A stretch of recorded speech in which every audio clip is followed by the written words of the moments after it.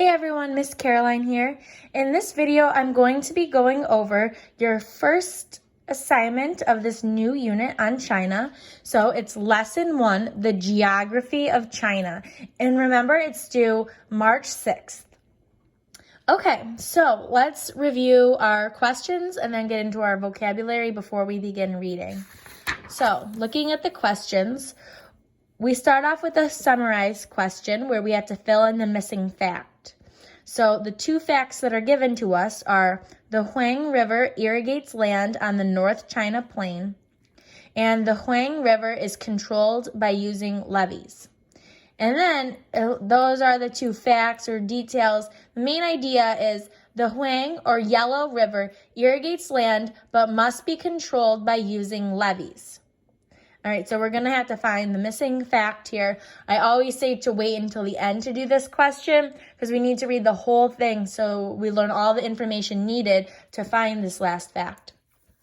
All right, number 2. How has the Huang River affected people living near it? Use the word levee in your answer. Number 3.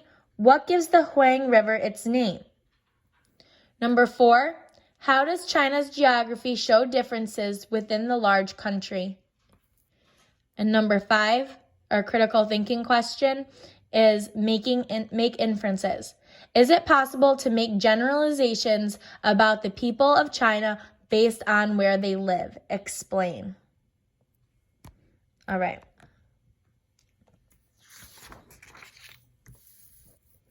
So now looking at our vocabulary terms for this lesson.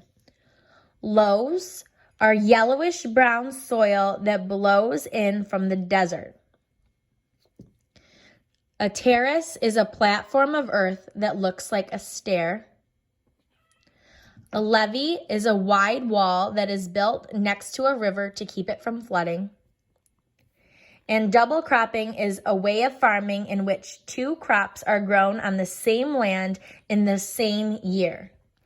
And here's Indy saying hello as usual. All right, come on, Indy.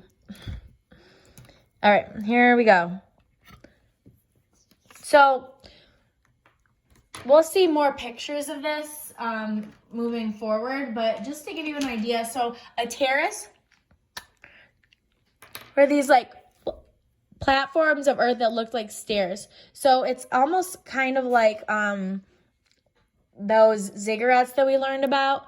It's like these flat areas of land, and then it'll go up another level, and then another level. So it kind of will end up looking like stairs. I'll show you some pictures so that you don't have to go based on my bad little drawing there. And then let's see. Lows, so that's yellowish brown soil that blows in from the desert, and we'll find out it gets into the water sometimes. A levee is a big wall that's built to keep the river from flooding. So in each unit that we've learned about so far, the people have done something to control the river and the water source and keep it from flooding and destroying their crops and homes. So the Chinese people also found a way to protect themselves from the flooding. All right. A land of differences. Civilizations grew up in China about 3000 BC. Today, China is the largest country in Asia. It is the 3rd largest country in the world. More people live in China than in any other country. Different parts of China have different landforms, climates, and ways of life. So it's so big that depending on where you are, it can be very different. There's different landforms, different climates, and as a result of that, there's different ways of life. People have different jobs, etc., different homes, everything like that. Okay, so this is the first landform we're going to learn about, the North China Plain. Historians believe human settlement and culture in China began on the North China Plain. The North China Plain is in eastern China. Many people now live there. It is a center of agriculture and industry. Much of China's food is produced there. Land on the plain has loess, or yellowish-brown soil that blows in from the desert. Crops such as soybeans, wheat, and cotton are grown on terraces or platforms of earth that look like stairs. Beijing, the capital of China, is on the plain. The city has been a center of culture and government for a long time.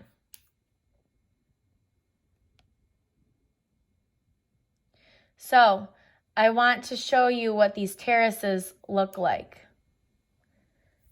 All right, so here's a picture. So see how each section is nice and flat, and then it kind of goes up like stairs. So this is how terrace farming was done. Okay.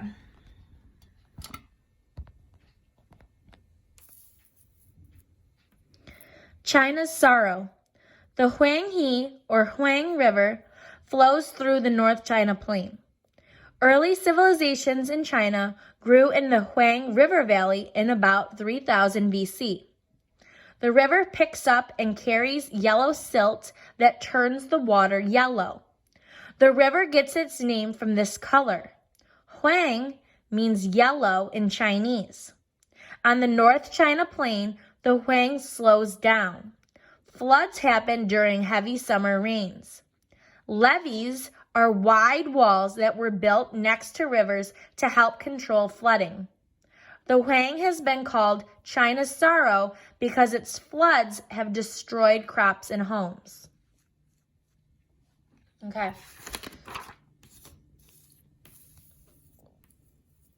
So we just found the answers to both 2 and 3 in this section.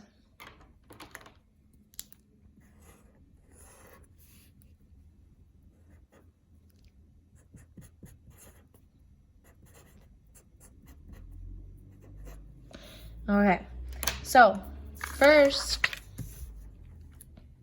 how has the Huang River affected people living near it? And we have to use the word levee in our answer.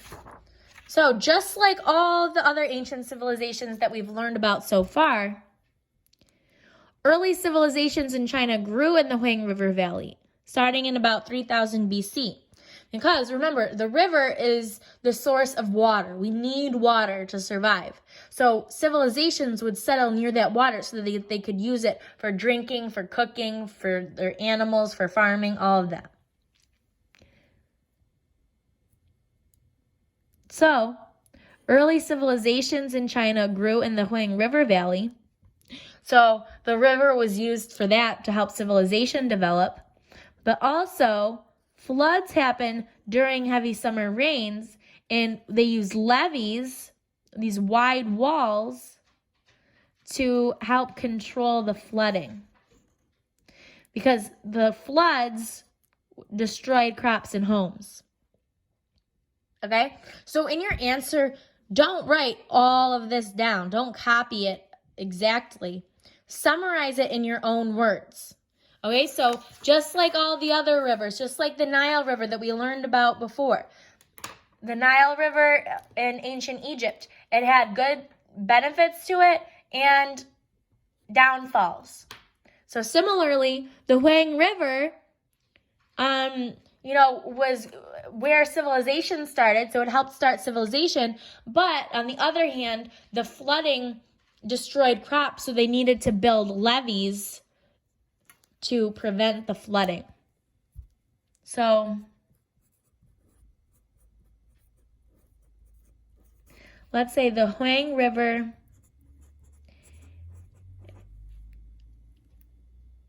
has greatly affected people living near it.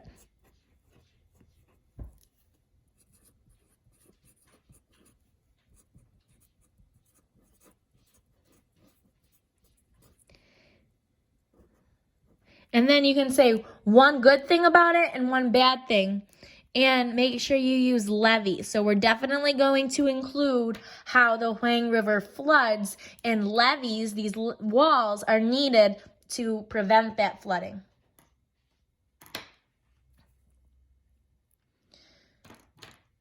And then, what gives the Huang River its name?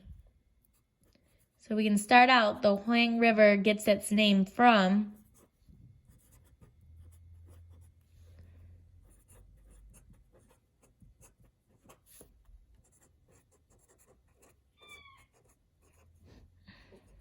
that was Indy meowing, if you heard her. Here she comes to say hi again. Okay. So this paragraph also told us where the Huang River gets its name from. Right in here. So, the river picks up and carries yellow silt that turns the water yellow. The river gets its name from this color. Huang means yellow in Chinese. So, Huang means yellow in Chinese, and it's from the river that, the river picks up this yellow silt that turns the water yellow. So because the water is yellow from the silt, they named it Yellow River or Huang River because Huang means yellow in Chinese.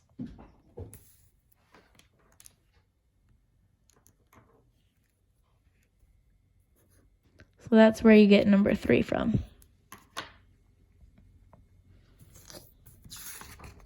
Okay. Alrighty, let's keep going.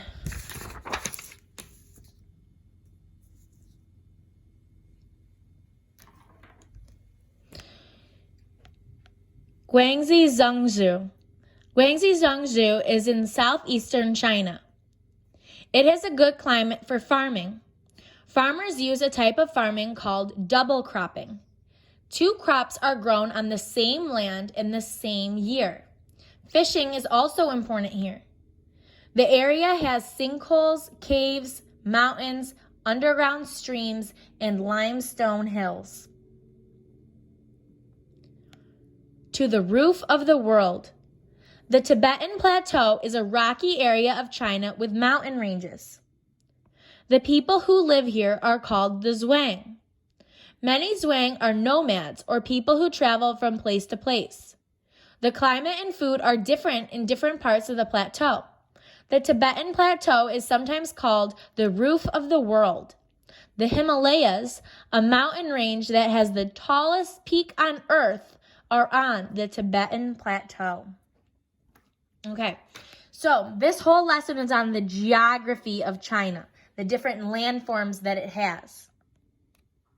Okay, so all across China, this huge country, there's all sorts of different landforms and climates. So we have the North China Plain, we have the Huang River, we have the Guangxi Zhengzhou, which is a great place for farming. And it has these sinkholes, caves, mountains, underground streams, limestone hills.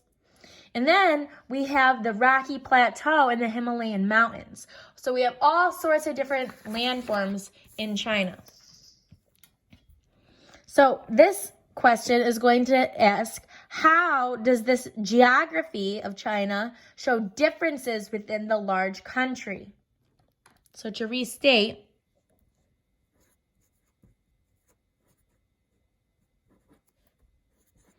China's geography shows differences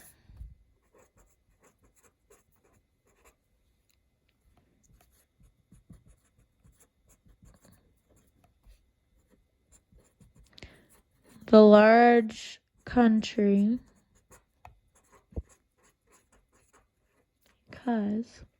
okay, so China's geography shows differences within the large country because, and you can talk about all the different landforms that make up China's geography. It's not just all one plain. It's not just all focused around the river. It's not just all focused around the Guangxi Zhengzhou. It's not, and even within that, there's all sorts of different landforms within that area. And it's not just all about Rocky Plateau or the mountains. They have all these different landforms. And then all those different landforms also impact the ways of life of the people who live in those areas. The climate and food are different in different parts of the Tibetan Plateau.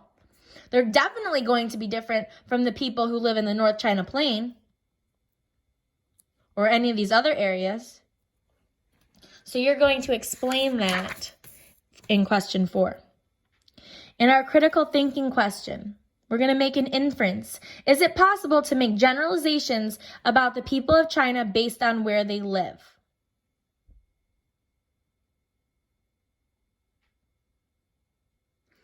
So, you can interpret this 2 different ways. When I first read this question, I was thinking, can we make assumptions about people who live in China just based on the fact that they live in China? And we already just said there's all these different landforms. Based on where they live, they're going to have a different way of life. There's going to be a different climate. The things that they do are going to be different because China's not all the same. There's all sorts of different landforms. But we also can interpret it based on where they live within China. If they say that they live on the Tibetan Plateau, we still can't assume that they live on the Tibetan Plateau, so they must have this weather and eat this food and have this job. Because it says the climate and food are different in different parts of the plateau. Even here, there's all sorts of different landforms and areas within the Guangxi Zhangzhou.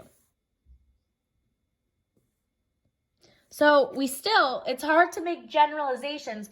A generalization is is a general statement that we can make about everyone.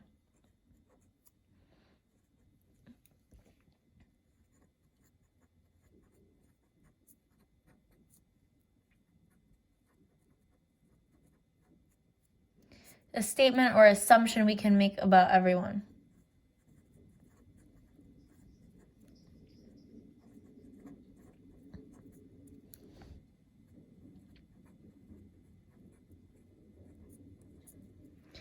So you're going to say yes or no.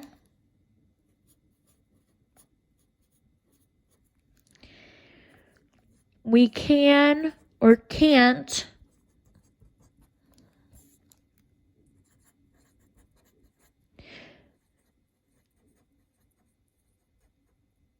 make generalizations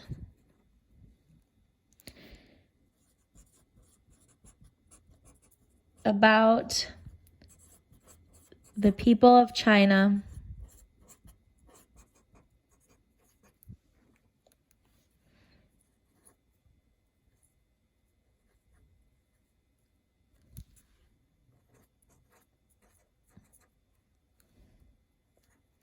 based on where they live because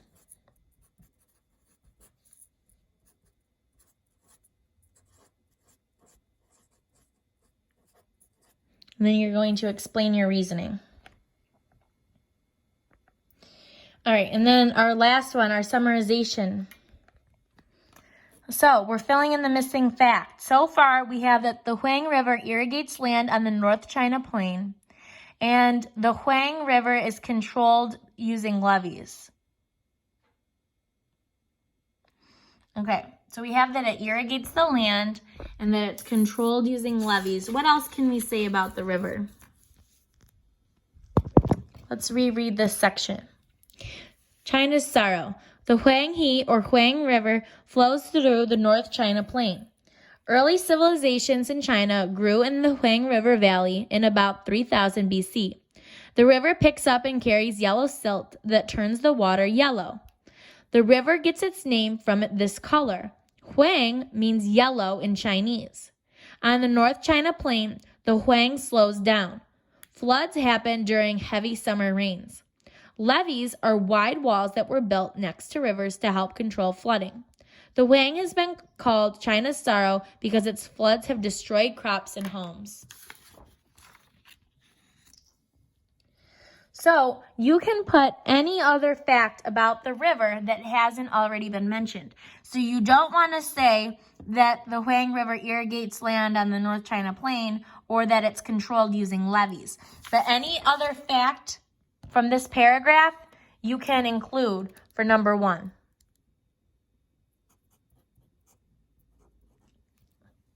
So as you can see, based on the fact that 3 questions are from here, the Huang River is very important to China, and we're going to be learning a lot more about it during this this unit on China. So this has been your Unit 1 homework. There's Indy. So I hope this helped you. And if you have any questions, please let me know. And we'll see you next time. Goodbye.